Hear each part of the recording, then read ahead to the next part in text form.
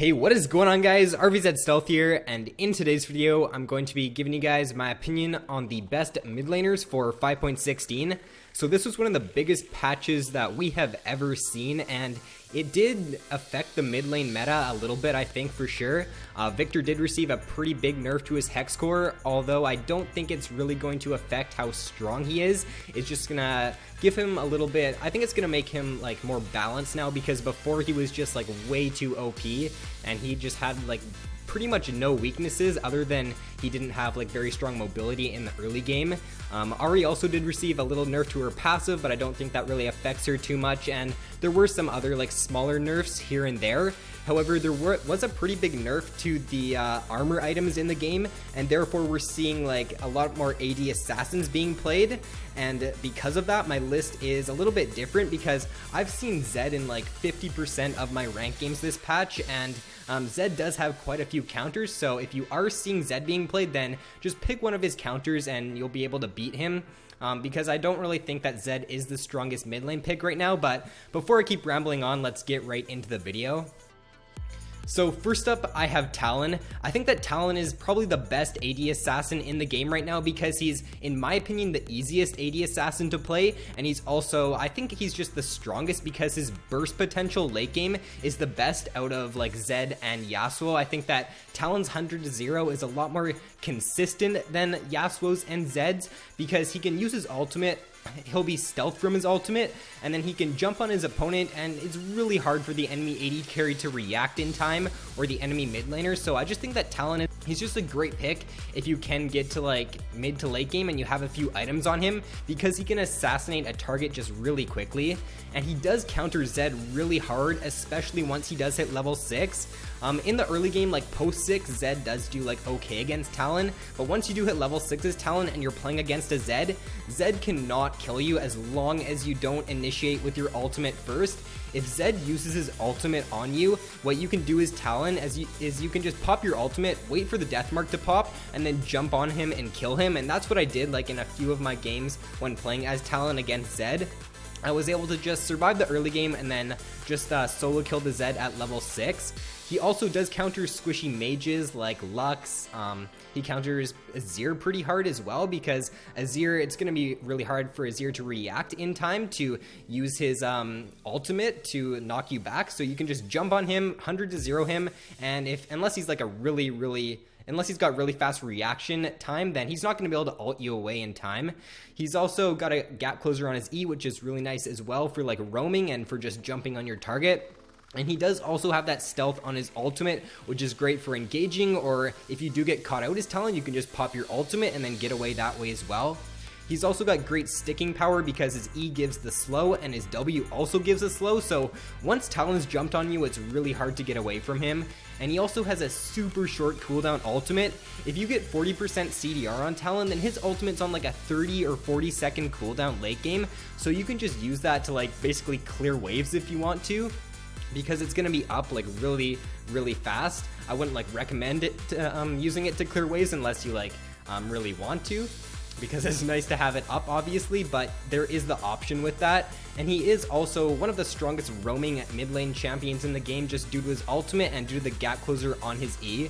One con to Talon is that he does have a weaker early game, because he doesn't have like the strongest damage early game, and he can get poked down by the ranged champions because he is a melee pick.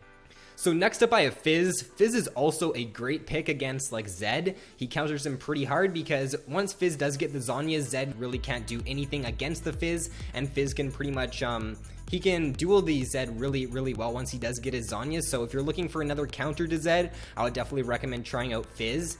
He's got a great level 6 all-in as well, and he's also a great pick against those squishy mages like Twisted Fate. He's a great pick against, and I always like to pick Fizz into Twisted Fate, because Twisted Fate can never get a gold card off on you as long as you play Fizz correctly and you have your E up. So I just think that Fizz is a great pick into like TF, into Lux, he's a great pick into Katarina as well. He's also got insane mobility with his E and his Q, which makes him really hard to gank in the early game, and it allows him to just stick onto his target, because if he engages with his Q, he's still got his E to gap close even further, so he's just got a really strong kit in my opinion. He's also super hard to kill because his E, if you get like 40% CDR on Fizz, his E is on like a 5-second cooldown late game, and that's just so crazy because in team fights, you can go for your engage with your ultimate, use your full combo, and then you can pop Zhonya's, and once you're out of Zhonya's, your E is going to be up again, so there's like very little counterplay to Fizz's engage.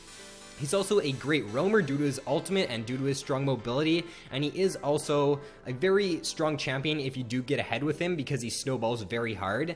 And one con to Fizz, like Talon, he does have a weaker early game, so against those like ranged champions, I would just recommend buying a flask on Fizz in the early game so you can sustain unless you are in a melee matchup against someone like a Zed, or if you're confident in your lane matchup, because he can get poked down in the early game against those ranged picks.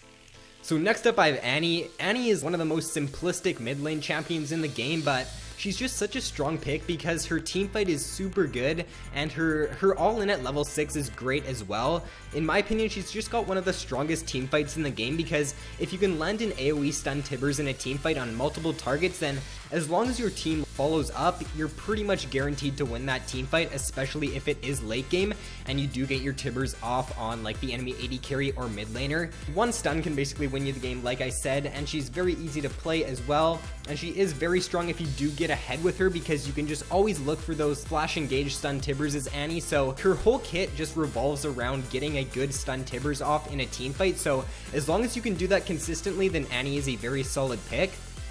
A few cons to Annie is that she does not have any mobility, so you do have to be careful about your positioning in team fights and in the laning phase, and she is also very predictable because she only really has one combo. So next up I have Victor. Victor, even though he did receive a pretty big nerf this patch, I still think that he's a great mid lane pick because his mid to late game is still really strong, and he's still got the great wave clear that he has with his E. He does lack a little bit in the early game, but I really don't think that Victor's early game was what made him strong. What made him strong was his like mid to late game team fight power, and that's still part of his kit, so I really don't think that he's much weaker now. He's got like one of the strongest wave clears in the game, like I said, with his E, and he's got really strong zoning potential as well with his W. His one-shot potential late game is just absolutely absurd, and you can one-shot someone with like a QE combo if they're a squishy target. You don't even have to use your ultimate, so because of that, I just think that Victor is such a strong pick. He's also got a load of AoE damage with his E and his ultimate, and once you do get the second upgrade on your Hex Core, he does have some pretty good mobility in team fights as well. A few cons to him though is that he does not have any mobility in the early game, so like Annie, you do have to be careful about your positioning and that you're not pushing out in lane too far. And his E can be hard to use if you are not used to playing Victor, because when I started playing Victor, it probably took me about 7 games or so to get used to using his E, because it is definitely a unique skill shot and it's definitely a little bit harder to use. So to round out the top 5 for this patch, I have Ahri. Even though Ahri did receive that nerf to her passive this patch, I still think she's a very strong mid lane pick. I've played her 3 or 4 times this patch and I've won every single game, so I don't really see that the nerf to her passive hurt her at all. She's got insane mobility with her ultimate and with her Q as well, which just makes her a really safe pick and a really strong roamer as well. She's got great pick potential with her charm, which is really why I like her so much. One charm in a team fight on the enemy AD carry or the enemy mid laner can basically just win you the game right there. She's also got pretty good wave clear with her W and with her Q, and she's a very safe laner as well. If you are in a harder matchup as Ahri, you can just sit back and farm with your Q and just get your CS that way. She also does have a great level 6 all-in because of her strong juking potential. She's like a great pick against skill shot oriented mid laners like a Lux or a Victor. I like to pick Ahri into Victor. This patch, I've just left Victor up. I haven't been banning him, and I've first picked Ahri twice. And at level 6, I've just gone for the all-in on Victor.